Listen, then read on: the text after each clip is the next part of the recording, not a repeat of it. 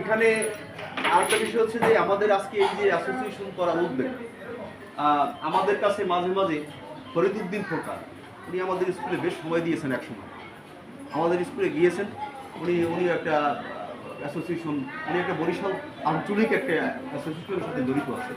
উনি আমাদের সাথে গিয়েছেন, বসছেন, বিভিন্ন সময় আমাদের সাথে কথা বলছেন, জড়িত হয়েছেন। এখন ওনার কার্যক্রমটা ওইরকম হয়ে গেছে। যাই হোক, আমরা সবাই জানি সেটা।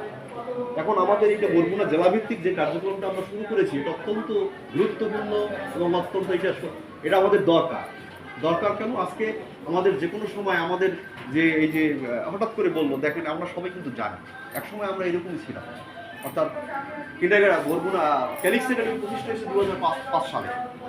তো সেক্ষেত্রে আমরা তখন ছিলাম। এরপরে কিন্তু এই যে 2009 সাল থেকে এই যে সমাপনী পরীক্ষাটা চালু করলো, সেখান থেকে পরবর্তীতে আগে এরকম বৃত্তি ছিল 4 সময় পরীক্ষা হয়।